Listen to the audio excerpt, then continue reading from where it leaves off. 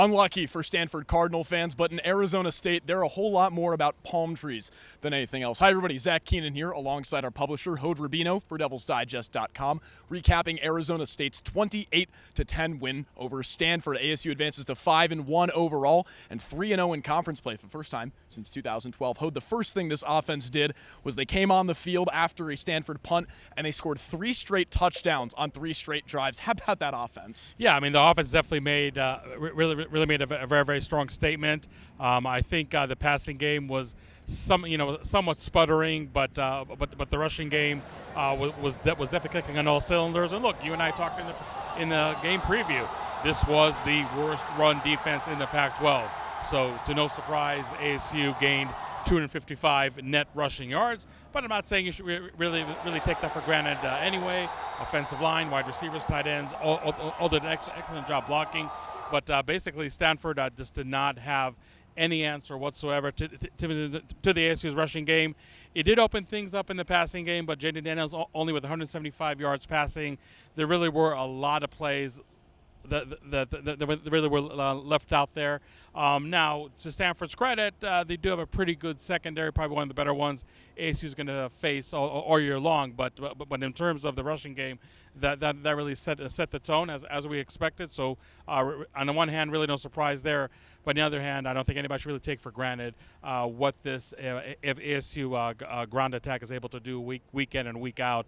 Really carry the offense more often than not. So too bad we didn't see a really great passing game tonight like we did last week against UCLA. But again, when you have a rushing game that rushes for 255 yards, you really can't complain. And like you and I talked before we came on this video, there's no such thing as an ugly win.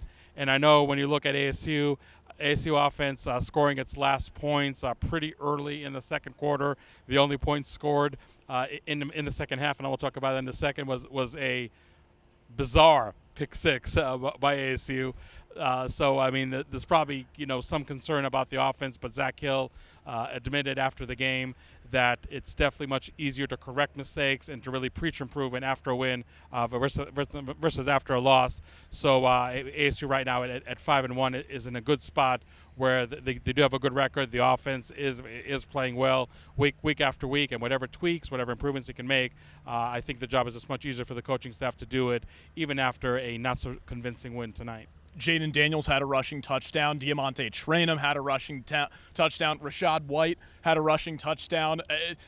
Elijah Badger on his 3rd touch as a Sun Devil had his 2nd touchdown as a Sun Devil. So the offense just ran all over Stanford, as you predicted in our preview. On the defensive side, ASU comes out and holds Stanford to 7 points at the half. Stanford comes in after the half, kicks a field goal, and they are silent for the rest of the half. Tanner McKee threw for 356 yards, including his first 3 interceptions of the year. How about that Arizona State defense?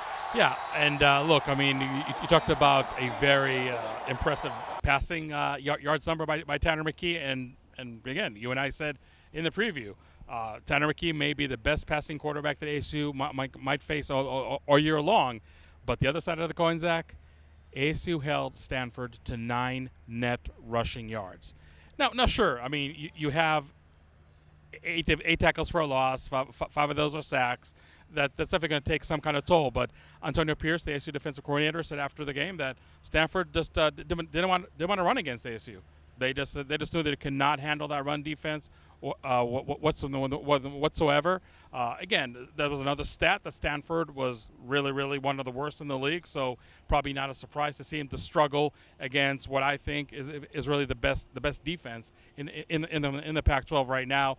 And this is a game that you see a 28-10 score, you think, well, the defense really didn't have to carry the offense, but it really had to ultimately, because, like I said, the offense was really silent in the second half, and the defense pitching just a near shutout in the second half against Stanford really did help matters quite a bit.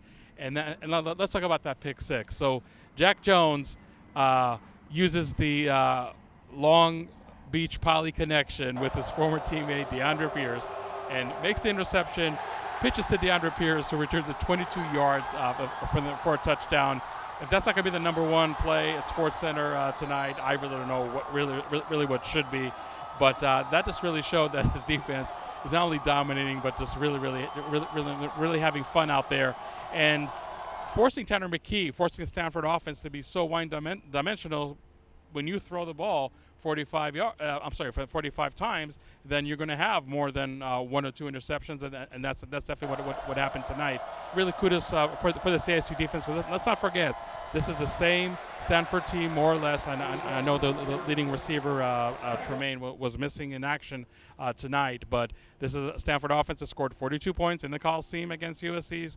Just last Saturday, scored 31 points against Oregon. So this is not exactly a unit that's been struggling, each and every week during the 2021 season. And even though, again, like I said, they did have 1 or 2 key losses, you really cannot minimize the job that the ASU defense did. And again, even though the scoreboard's not really going to show it, Zach, this defense really carried the ASU offense, maybe more than any other game this year. I mean, especially I think in Pac-12 play. So you expect this defense to play as well as they are, but you really also don't want to take it for granted.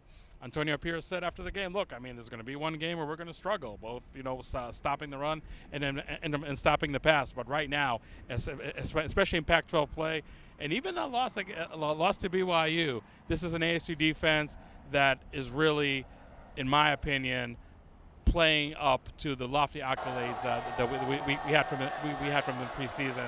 All in all, when we talk about not taking things for granted, let's not take this ASU defense for granted. I think it's going to be a while until we're going to see a defense that's really going to play at this level.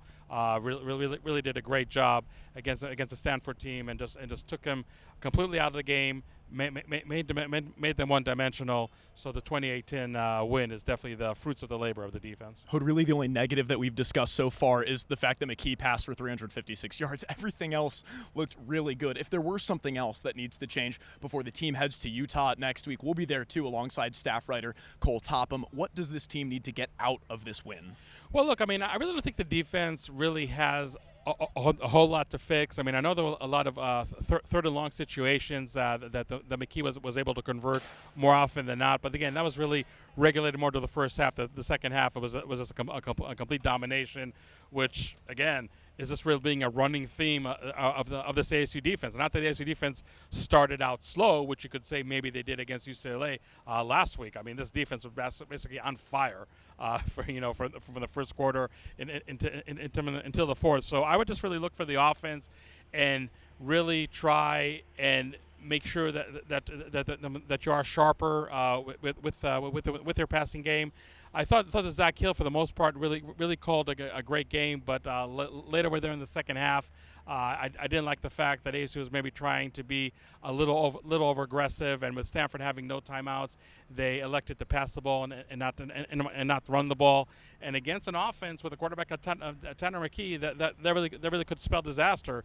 But the defense again bailed out the offense many times tonight, and I think that was just one more example as I mentioned, like really late in the first half. So just the offense to really be sharper. I mean, we were just gushing over here how great the offense played against UCLA. And I think the passing offense definitely did take a step back, but the rush offense, again, they took advantage of a run defense that was nowhere close to the caliber of UCLA. And we saw what they did to the UCLA run defense last week. So, I don't think there's really a lot of worries right now with the ASU's ground game. But although against Utah, that might be a different story, because that's a very, very formidable aspect of their defense, and really has been for years and years. But I think the passing game just to be a little sharper, and just to be maybe still creative with the play calling. But on 4th and 1, maybe I'm too old school, but I personally like to see a quarterback under center and not in shotgun. And we did see that a few times, and the results weren't always that great. So maybe just tweaking so much your approach, but again, I don't think this offense really took a huge step back in the passing game. We still saw a lot of trick plays that did catch Stanford flat-footed, and I think that every defensive coordinator from here on out that's facing ASU always has in the back of his mind, okay, what is Zach Hill going to throw at me on Saturday? That's something that I think the ASU offense definitely has as an advantage, maybe from a mental advantage point, I should say.